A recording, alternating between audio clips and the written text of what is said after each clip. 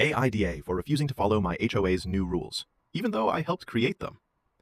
I never thought I'd be the bad guy in my own neighborhood, but somehow I ended up being that homeowner the HOA warns everyone about. I'm Daniel, 38M, and I live in a quiet suburban neighborhood. About 2 years ago, I joined the HOA board because I was tired of the constant petty complaints: grass height, mailbox color, people parking a little too close to the curb. I thought joining would make things better. I wanted to be the reasonable guy on the board. For a while, it worked. We made small improvements: a community garden, better lighting, even a summer block party. But then, one of the new board members, Lisa, started pushing for stricter enforcement of rules. She said we needed to raise property standards. That's when things got tense.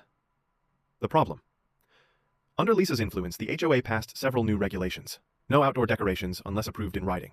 No parking in your own driveway overnight. No vegetable gardens visible from the street. All exterior paint colors must be HOA approved. It sounded extreme, but I voted yes on most of them at the time, because I didn't want to be the only one objecting. I figured, it's just paperwork. No one will really care. I was wrong. A few months later, I decided to build a small raised garden bed in front of my porch for my daughter. She loves planting tomatoes and sunflowers. A week later, I got a violation notice from my own HOA.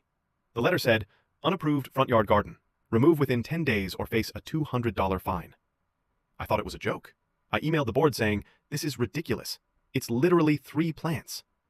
Lisa replied, "Rules are rules, Daniel. You voted for this." She wasn't wrong, but it still felt wrong. I refused to remove the garden. The HOA sent another notice, doubling the fine. I showed up at the next meeting and said, "I helped build this neighborhood, and this is not what we stood for." Lisa rolled her eyes and said, "If you don't like the bylaws, you can step down." So I did. I resigned that night. Then I printed copies of all the HOA's new rule changes and handed them out to every house, highlighting how overreacting they'd become. Within a week, the neighborhood was in chaos. In a good way. People started questioning everything. Why can't we park in our own driveway? Why can't kids put up Halloween decorations? Why are we being fined for plants?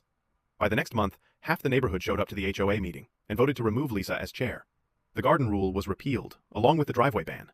They even passed a new bylaw requiring community voting for any future changes. Lisa moved out a few months later. My daughter's sunflowers are still growing. So Reddit. AITA for refusing to follow HOA rules I technically voted for, even though it led to a neighborhood revolt? Update, 1 month later.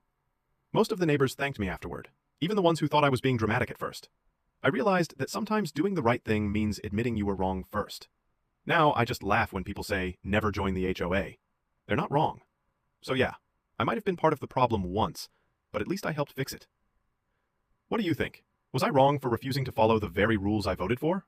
Or was it fair to stand up once I realized how unfair they really were?